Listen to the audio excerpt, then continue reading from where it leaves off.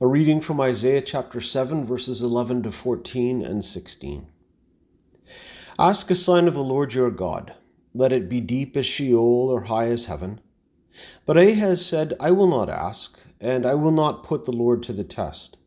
Then Isaiah said, Hear then, O house of David, is it too little for you to weary mortals, that you weary my God also?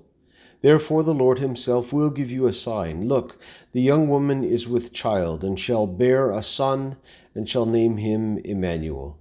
For before the child knows how to refuse the evil and choose the good, the land before whose two kings you are in dread will be deserted. This is the word of the Lord. Thanks be to God. It's a privilege to be here and see so many people that I know, and to spend time with my friend Will, because we are friends, and it's always a pleasure to see you, sir. And I've been practicing for this, preaching for the Presbyterians. You have to rev up for it, you know. The last 3 summers I've been preaching for the Presbyterians, on occasion in Picton and in Prince Edward County, and on Amherst Island, St. Paul's, and even St. Andrews, Kingston. I preached their 200th anniversary. And it was a great honor, and they were nice to me, even though I were a United Church of Canada minister. They didn't mention burning at the stake or anything. It was great, although they did have a barbecue one Sunday after the service, but I skipped it. It was just in case. Anyway, I had great fun preparing this text, and if nobody else likes it, I do. Well, the name of the piece is I Should Go With Him in the Gloom, hoping it might be so. Some say that ever against that season comes wherein our Saviour's birth is celebrated. The bird of dawn singeth all night long. And then they say, no spirit dare stir abroad. The nights are wholesome. Then no planet strike, no fairy take, no witch hath power to charm, so hallowed and gracious is the time. Hamlet, Act 1, Scene 1. You see, because Christmas for me over all these years has become one of those mirrored disco balls that used to hang in the dance halls in the 80s, and it spins. And you see different facets of yourself and of the room, and the light and the shadows change as the dances go on. Here's another one. Then God looked down and said, 'Twas well, all on a Christmas morning. Now all my folks is saved from hell, all on a Christmas day. Traditional American folk song. Well, that's just a little mirrored facet. Well, let me jump around a bit in this presentation and come at the theme from a variety of angles. I ask myself, first of all, what is the Christmas story anyway? What is the nature of the beast? And I thought it is part of the church's good news about the Messiah coming among us. It is a scripted piece, and it's been argued over, and people have gone to war over it, and this is the finished product, all polished, there it is. And the church, in gathering what its experience was, went to its own scriptures, the Old Testament, and they found a thread running through all those texts, and they called it the kerygma, which means proclamation. And the kerygma, the simple thread, goes like this. God has called, God has promised, God has delivered, God has raised forerunners and signposts, and when the time was right, the messianic visit took place. That's the thread of the gospel. And I've come to realize, and this is a little heretical, maybe, but it's where I am these days in my thoughts, that the Messiah is really about a moment. It's not about a person. The person appears in the moment, and there have been many moments and many people down the centuries who were just the right person at the right time. Messiah is a moment. Things come together.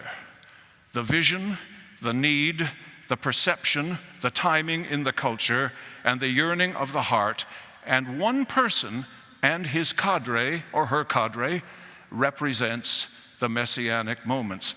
Someone said it's like genius. Genius is like a butterfly. It flies into a culture and it lands for a little while, and great things happen, great writers and poets and musicians, and it comes to life, like the 18th century Scottish revolution that brought all the arts to the fore. And then genius flies away and goes somewhere else, perhaps to the Silicon Valley in California in the 80s and the 90s. It lands where it will and does what it does, and then flies away. And I thought to myself, Christmas is engaged more with a feeling than with a thought. Jill Bolt is a brain scientist, and she wrote, "Most of us think of ourselves as thinking creatures that feel, but we are feeling creatures that think." That changes everything for me. You remember the story of John Wesley's conversion, going home after a meeting with the Moravians on a Sunday night in London, walking past a plate glass window and seeing himself stopping in front of it for a moment, and then saying, "My heart felt strangely warmed, and I knew that Christ had died for me, even me." And then came the Methodist disciplines, the thoughts, the theology, the hymns, the social expression. My friend David McCain, who's now in his 80s, my great United Church friend, was telling me about his call to ministry so many years ago. He'd put it off and put it off and put it off and wrestled with it and put it off. And one day he was kneeling beside his bed and he said, "God, I cannot fight this thing anymore. Do with me what you will." And he said, "A light shone in the room and filled my whole body with energy, and it has never left me." We are feeling beings who think. Christmas begins with the warming of the heart.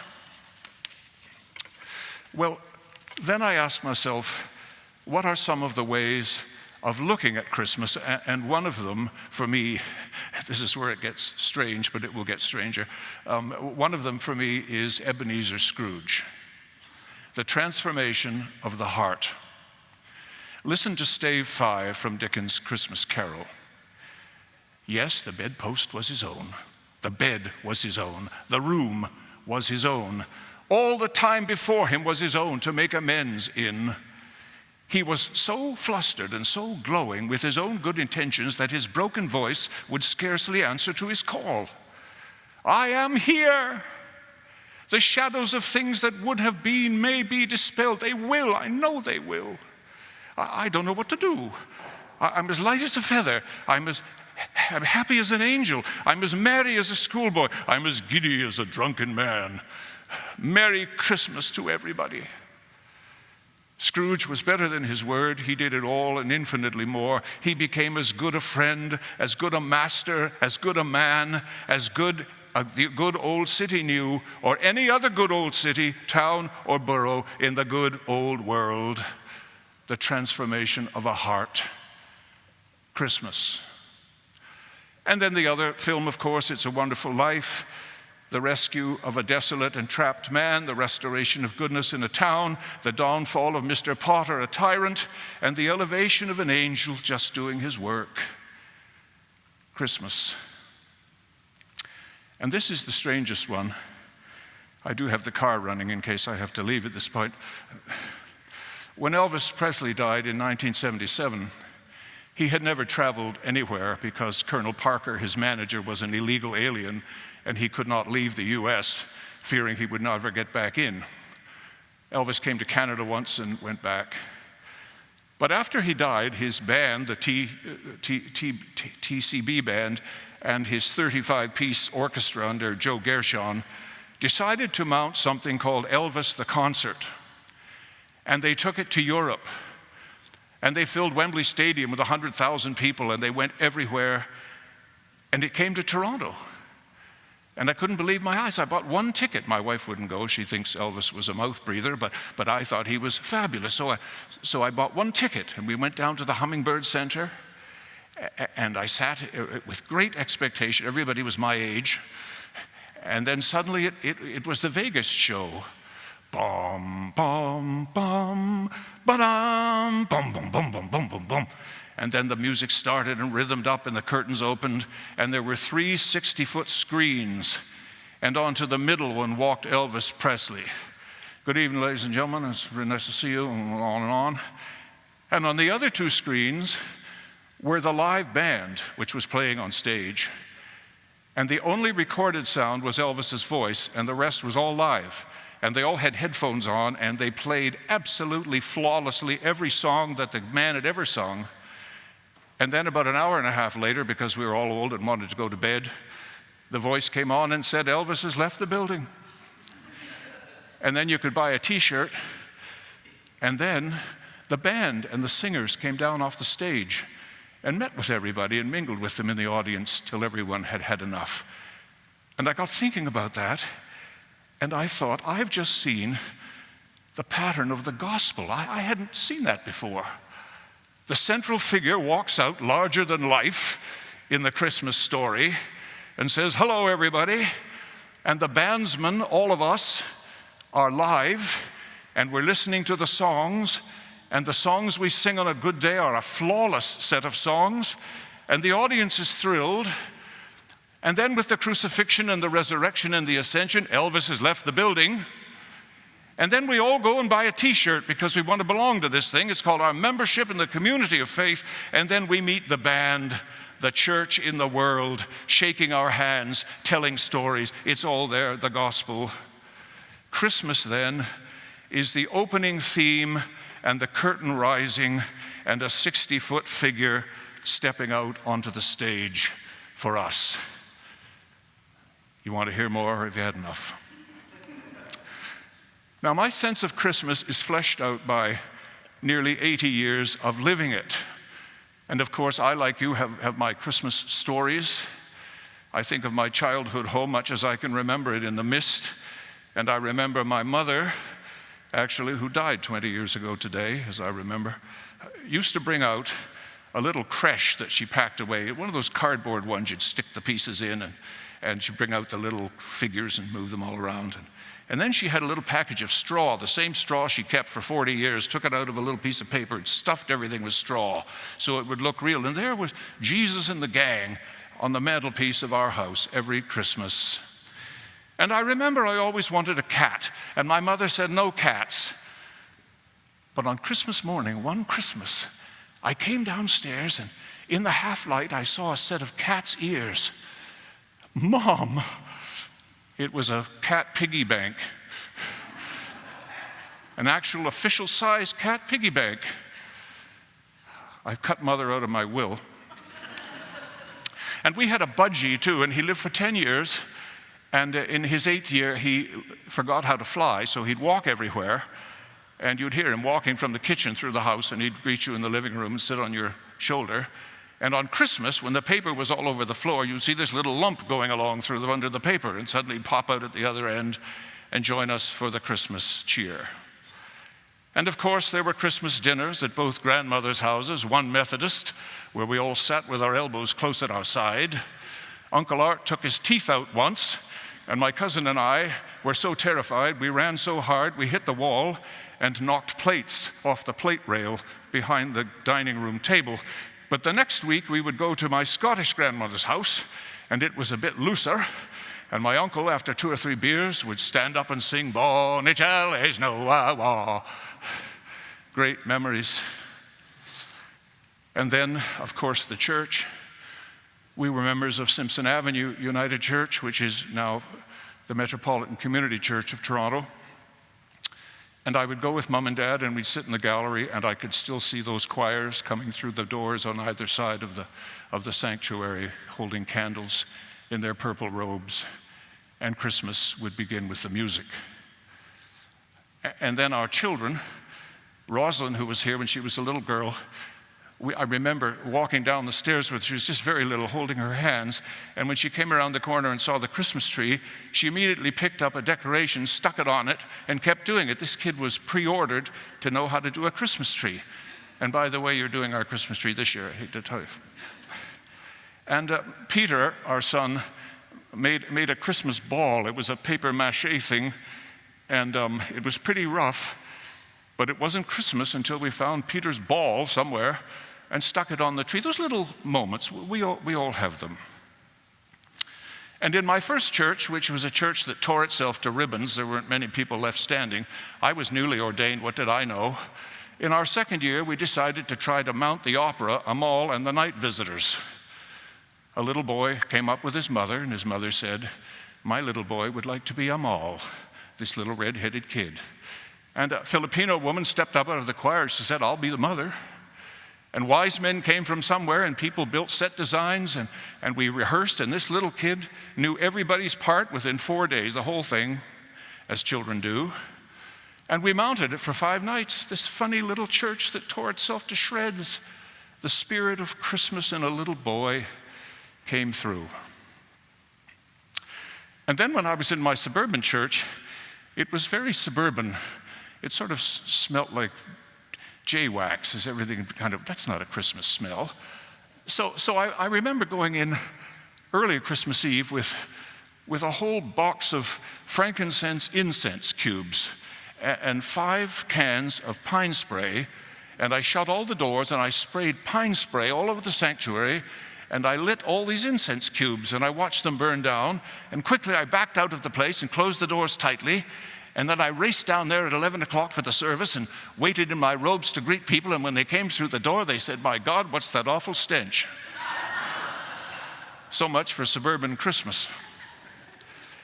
And then, of course, 30 years at Metropolitan United Church and the remarkable Christmases we had there. Families and friends and song and the darkness and the sparkle of candles and the presence of Christ in the room. And then on Christmas Day, we'd get home at about 1 o'clock in the morning, and I'd be back down at the church at 9 in the morning Christmas Day for an 11 o'clock service, and we might get 100 people, just the 2 ministers and the organist.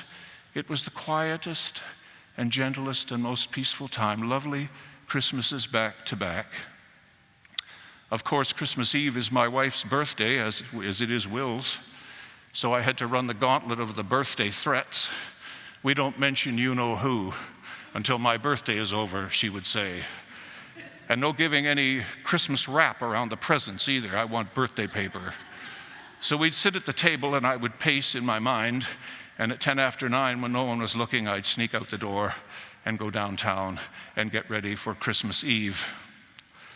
Well, Christmas speaks in mysterious moments of fresh enthusiasm, and it has a magic about it all its own, because Christmas visits us.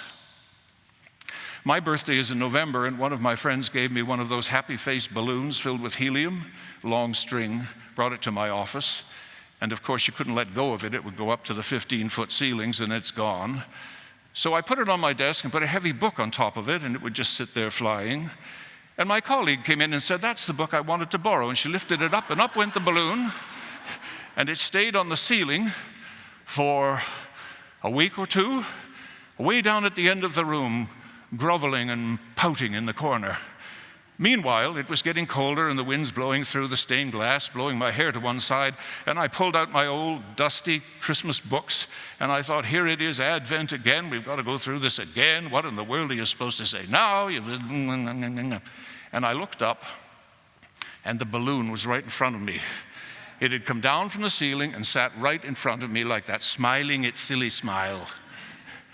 And I thought, of course Christmas is always a surprise. Of course it's always fresh.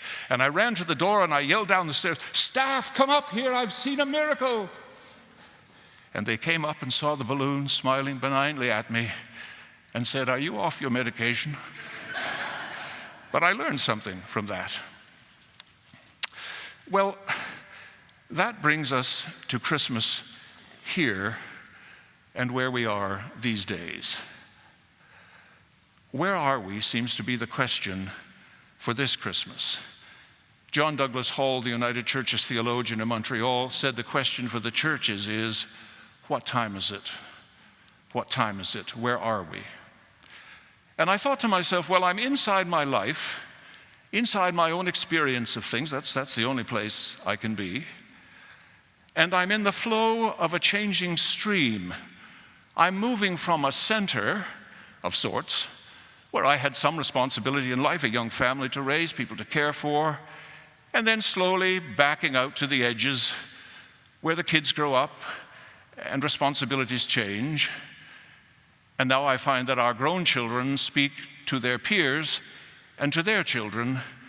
And my wife and I, who are now old, are like the two old characters who sit in the balcony on Sesame Street, not grumbling, just being observant.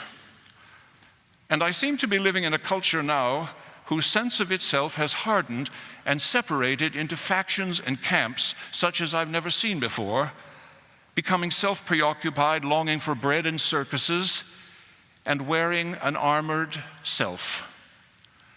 And I have been part of what is now a battered and bruised church structure, misunderstood, regarded as odd, its story in its richest detail unknown and seemingly outdated. Does that seem about right? And yet, there is a quest beneath our cynicism. I heard an American woman talk one time about the first time she went to Wales, and when she landed in Wales and went into the countryside, she experienced something which she later learned is the Welsh word hiraeth, and it means an absolute sense of being where you need to be. She said, this was my home. Never been here before. And she'd been back 50 times since then. There is a quest beneath our cynicism, and it's still alive. And there is a rising hunger beneath all our cultural nonchalance. So it doesn't matter, it doesn't matter. It does matter, and we know it. I was a member of the Arts and Letters Club for 20 years, and one of the things about that club is that they would sing the Constitution at the annual meeting, and the Constitution was written by Healy Willan, and it sang like Anglican chant. And they said to me one year, would you come and do the chant part before the dinner? Well, I wasn't going to stay, but it would start off, the Arts and Letters Club of Toronto was founded in 1907, often shall have a president, and so on. I had my part down cold. They said, before you do that, we're going to have all the reports from the committees. I thought, oh man, I just want to sing the song and get out of here. Well, the reports went on and on and on. The sculpture committee, the painting committee. Right at the end, the book table got up, and I thought, oh man, here we go. And the man said, before I bring my report, I want to tell you that everyone has a book in him. Suddenly I was wide awake. But we're afraid to publish it because we're afraid people will laugh at us and our vulnerability will be too great. He said, when you meet people, tell them what you found. Because we haven't been this way before, any of us. No one's been this way before. Tell them what you found. I thought, that is an unforgettable phrase which I've carried with me ever since. A rising hunger beneath the cultural nonchalance. And there's also a braving of vulnerability beyond our armored, layered life. The title of these remarks, it comes from a poem by Thomas Hardy, and it reads this way: so fair a fancy, few would weave in these years. But I feel if someone once said on a Christmas Eve, come and see oxen kneel in the lonely barton of yonder coombe, I should go with him in the gloom, hoping it might be so. Vulnerability beyond our layered life. Well, coming down to the end, never speak long before lunch, never works. What things abide in this cornucopia of Christmas? The first thing is presence, the presence of something. We could not create the Christmas story if we had not experienced the reality of it first. We wouldn't know what to write unless we knew inside that the bones of the story were true. My oldest son and his wife own a house in Costa Rica, and they were in the middle of a business meeting somewhere in that country, and my son began to bleed from the rectum, and the bleeding wouldn't stop. So they took him to the hospital in Liberia, and they kept him, and his hemoglobin was going down. He was going down. And they flew him to San Jose, to a private hospital, and they worked with him, and they managed, after 4.5 hours of surgery, to fix 13 leaks in an artery. And the next day the doctor came in, and a young doctor, and said, I tried a technique that was never tried before, and I'm an oncology doctor, really, and we were losing you on the table. I can tell when we're losing somebody. And he said, I'm writing a series of accounts of people's experience. He said, do you remember anything? And David, who's not a church person at all, said, I think I remember someone saying shit. And the doctor said, that was the anesthesiast who knew that we were losing you. And then you began to come back, and you came back. Do you remember anything? And David said, I remember that I was surrounded by love, not love in some cheesy Hallmark card thing, but a power of love so great and so pervasive and so deep that anything else that happens to you in your life is of no significance. He said, I don't know what to do with that, but it is now profoundly part of the experience of my life, and I know that I have to live for others and for my family and to spend the rest of my years in the light of that love. Isn't that something? Presence, it's still here. Companionship is still here. Robert Raines used to speak of our balcony people, that is, those who've departed but stand in the balcony with signs with our name on them, and they wave them for us every time we step into the light. The manger is crowded with visitors, saints and angels and Santa Claus, beloved parents, smiling relatives, those who greeted us warmly on the street, shepherds with excitement in their eyes, on their way to something amazing, our beloved heroes and teachers and champions, and I want to talk to them. I want to talk to them in full when this part of the adventure is over. Companionship, it's still here. And there's rescue too. Christmas is the overture to the story of our rescue.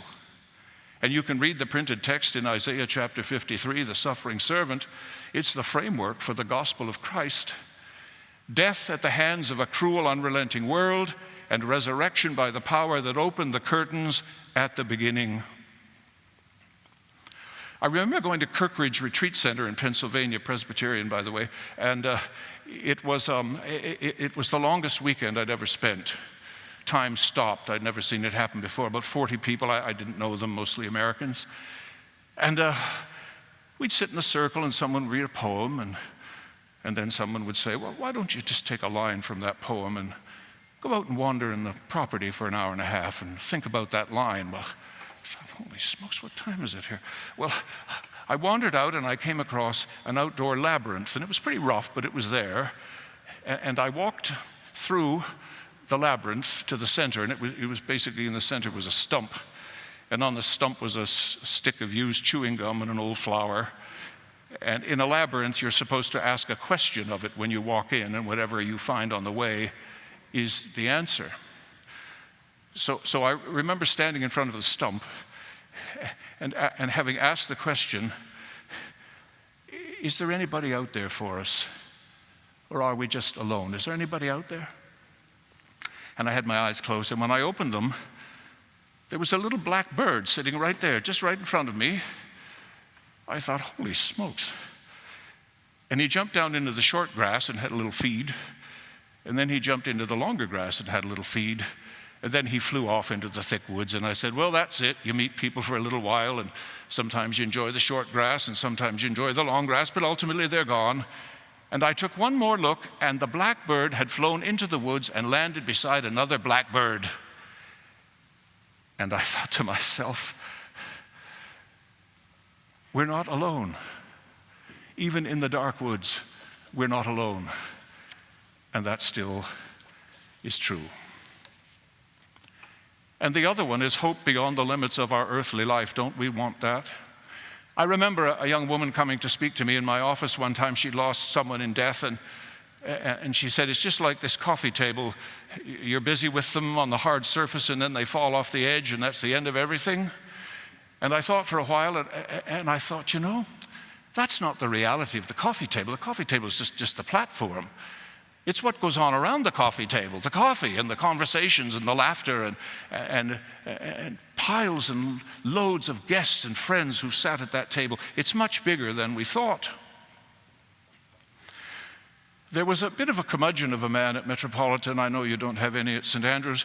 And he was on our board, and he loved his wife, Joanne. They were university sweethearts. And Joanne died. And he was a wreck for a year. And then he came to my office one day and he said, well, my son lives in Lincoln, England, and I found an advertisement for an engineering seminar there at Lincoln Cathedral, and I think I'll go. And a few days before the flight, he came and said, I have the strangest feeling about this flight. I said, like it's going to crash or something? He said, no, I just funny feeling. So he went, and he came back a month or two later, and he said, let me tell you what happened. I got to Lincoln Cathedral, and I walked in the door, and I was introduced to the woman who was organizing the event. And she was the spitting image of my wife, Joanne. She didn't look like her. She was a ringer for her. And she talked to me about the conference, and I stood there with my mouth hanging open, and she said, Mr. Perry, have you heard anything I've said? He said, not a word. And he told her about his wife, and he said, I have pictures on my computer, I'll show you. And they sat in a little side chamber and looking at the pictures, and the dean of the cathedral came by and said, oh my God. Well, at the end of the day, the woman said, would you mind phoning my home tomorrow and bringing your computer so I can show my husband these pictures? So Bill called the next morning, and the husband said, Mr. Perry, I'm glad you phoned. My wife died last night. She had been very ill, and she didn't want to go to the cathedral, but she knew she had to, and when she saw your face, she knew that was the reason why. Would you stay for her funeral? After the funeral, the husband said, my daughter is in London, and when you go back there, would you have lunch with her? So a few days later, up through the tube came this young woman who was the spitting image of Joanne at university. And they sat at lunch, and the daughter said, my mother gave a message for you to my husband, and the message was, anyone who has loved as you have is going to be all right. Bill said, I felt like $1 million. $1 million. I danced through England. I felt like $1 million. He said, this never has to happen to me again. I've seen it 3 times. When I met Joanne in university outside Varsity Stadium, I turned and saw her in line, and I said, that's the girl I'm going to marry. And then when our son was killed in a boating accident, we were at the funeral home, his friends were gathering, and I looked across the room, and Joanne caught my eye and smiled, and I knew we would be okay. And the 3rd time was the woman in the cathedral. I said, what do you think it is? He said, I think it's the love of God. Hope beyond the limits of our earthly life. Eleanor Ferrion, who died in 1965 and wrote the hymn Morning Has Broken, by the way, also wrote this, since hate is with us still, I wish men love. I wish, since hovering hawks still strike to kill, the coming of the dove. And since the ghouls of terror and despair are still abroad, I wish the world once more within the care of those who have seen God.